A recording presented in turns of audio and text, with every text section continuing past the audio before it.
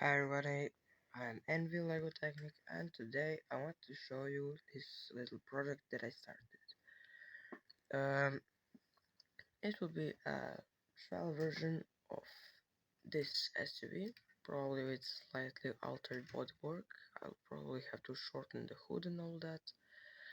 But this was a drift SUV, it had almost no off-road capability, and this one will have a lot of it. And also gearbox.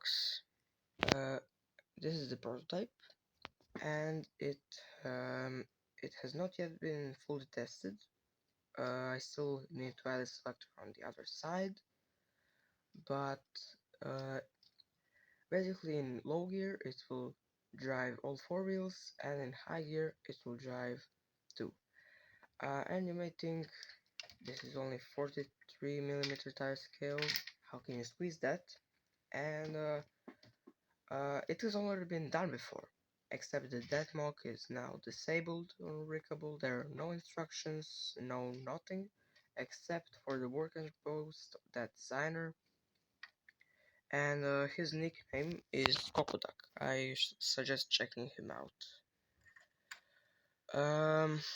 The front axle was the first thing I designed, and it uses this 90-degree gear connector that is rotated so that I would have only one stud between the U-joints. That allows me to create a 9 stud wide axle with drive and steering and springs and links. The original one, the original replicable mock had a way more complex suspension. This one only has 2 links, and the back axle. This is also a design trick from that mock that on which basically the whole design is based on, and it is this usage of a half bush for the rear axle that prevents the joint from going in too much, because there is already a half stud offset here, if you can see, and if there was no offset here, that would mean that the joints could slip out easily. And about the transfer case prototype, it's not yet finished, but I'll let you know when it's finished. So the transfer case has been finished, and um, the selectors are connected through these clutch gears. Um, and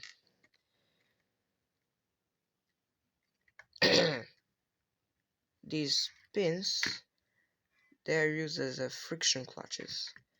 So basically, whenever the shifter reaches an end stop like this, this gear can keep on spinning without damaging any parts, and the selector is stationary. And this is roughly how the wheelbase will look. I think it's okay.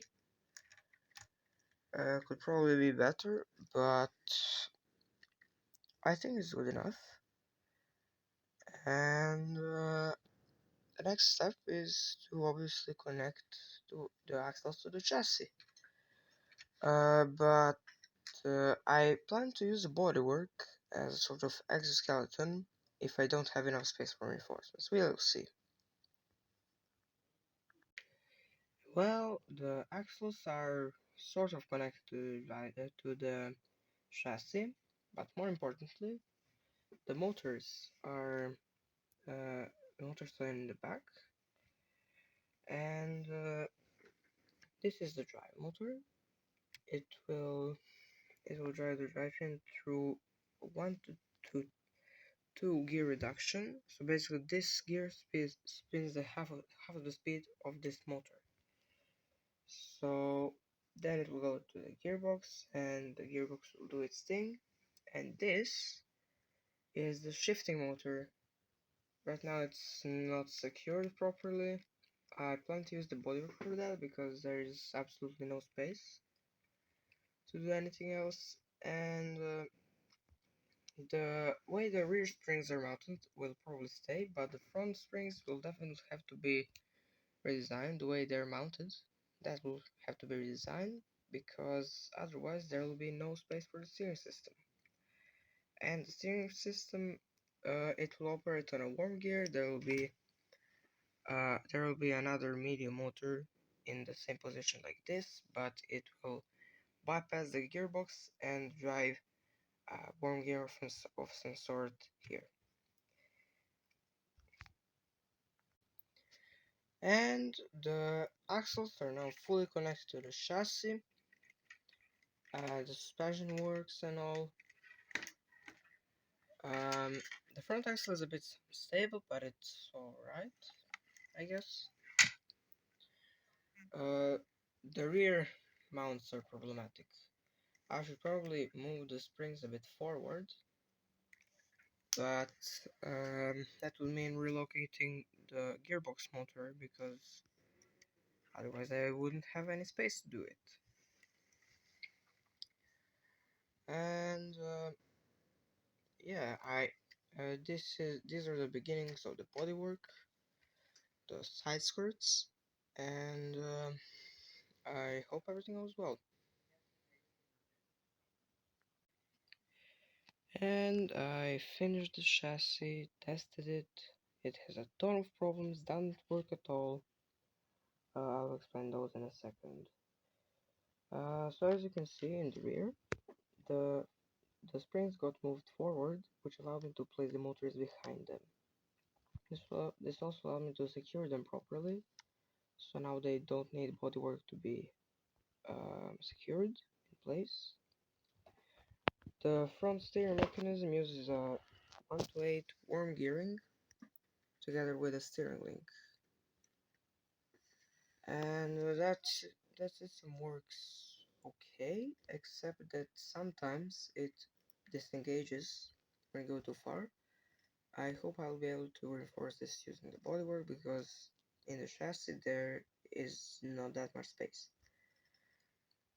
The drivetrain works fine, it's reasonably heavy duty except for one issue that's related to the shifting mechanism. Speaking of which, it's absolutely terrible. Absolutely terrible. One of the worst shifting mechanisms ever. The reason for that is that the friction clutches, they are way too they're way too low duty. They need to be a bit more heavy duty in order to serve here. Basically, this means that the motor has trouble moving the selectors. Um, Sometimes doesn't move them at all, and that also means that during driving, um, this selector can go out like that, so it stops smashing the driving ring with the clutch gear, and that causes the wheel to disconnect. And of course, there's the issue of the rear axle bending, like this, and the tires slipping. And I hope that I will be able to fix the clutches and all that. We'll see. We have the first prototype bodywork, and it isn't really an SUV anymore, it's more of a truck. And I added openable doors, which don't serve any purpose at all, but I just want to have them. And you can see here how the colors are transitioning upwards like that. And as for the malfunctioning clutch mechanism, I think I fixed it by instead of using these pins, I'm using bars instead of normal gears. This of course creates an offset, but since it's only a quarter of a stud, it's not that bad. So I hope that all tests go well. I tested it again indoors, and in all-wheel drive mode it works fine, and traverse obstacles and all that. Tire slips sometimes, but that's okay, that's limitation of the system, I guess. But the rear axle in two-wheel drive mode, the rear axle just bends a lot and delivers the power in jumps, and in general it can't do anything, it barely moves in high gear.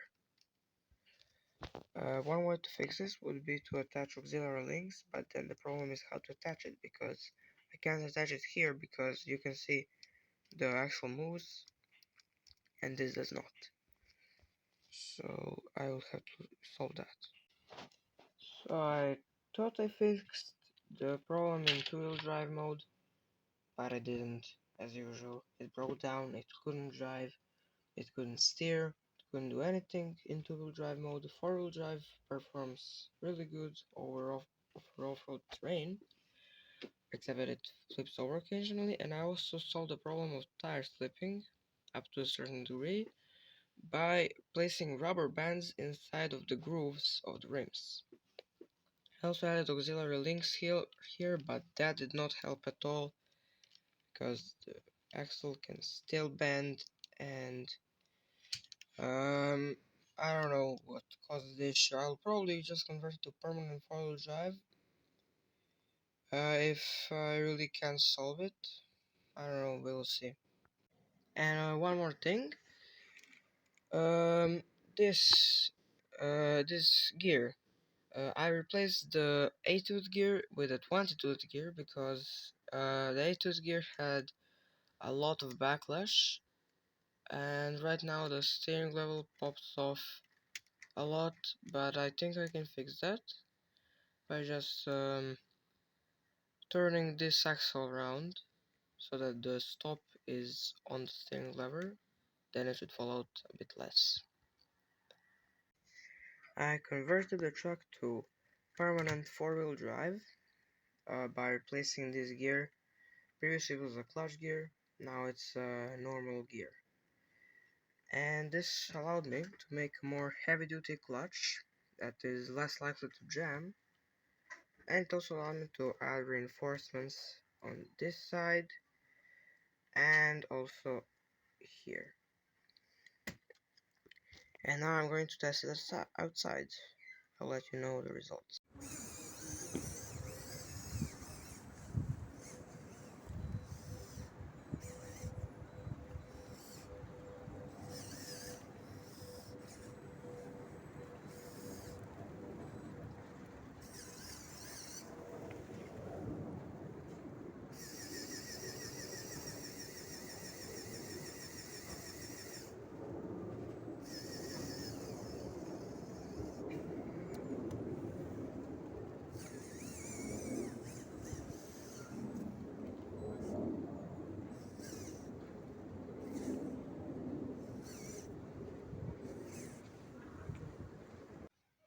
So I'm back from the test drive and it performs terrible. If the motor didn't have enough torque to do anything, it was stalling all the time. So either make it use two motors. That would mean having to add a canopy, because there is no chance that I will fit two motors in the bed without them sticking out a lot. Uh, or I will add more down gearing, and that's what I'm doing right now. I'm working on adding more down gearing. So I will let you know if that works. So I tried to fix the issues that I had. I added a bit more down gearing there. And then I tried to test it, and I had a big problem. You can see that I bent this piece, and now I can't take the gear out.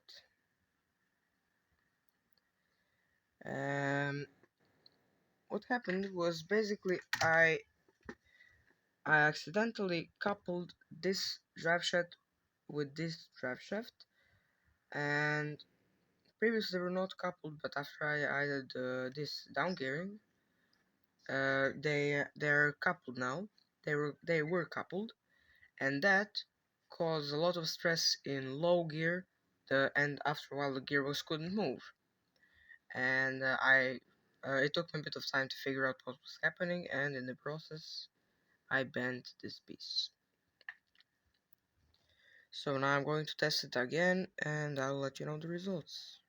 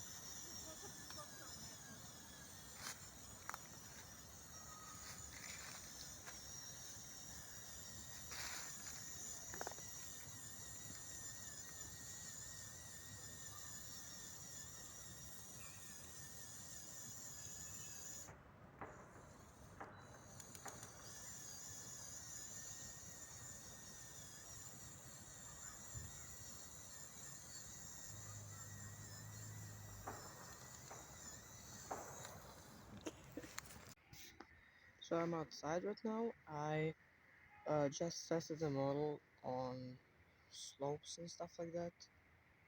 I drove it to a little pond. To be fair, it wasn't that deep though. And yeah, I somehow forgot to mention that the doors can actually be opened, although they're it's kind of useless. I just wanted to have that feature for some strange reason. And after adding that little bit of extra upgearing, performed superbly. It could drive over almost anything. The only thing that was really stopping it was low ground clearance, approaching angle, and things like that. Also, due to having a worm gear steering system, it's not very maneuverable, but that's okay. And overall, I'm very satisfied with this model. Yes, it does have a selector between rear drive and four-wheel drive, but I don't think that's that important anyway in a truck like this. And yeah, I think I'll make next year at the end of January, because up until then I won't be even in the workshop. I will make instructions for this one because I mean This is one of my most satisfying creations ever, and yeah, I hope you liked it. That would be it for this episode. I will also make a review um, and a final function presentation video for Rubicable. And please remember to like and share and subscribe if you enjoyed this video, of course. If you didn't, then don't do that, obviously. And yeah, that's it for this episode. Bye.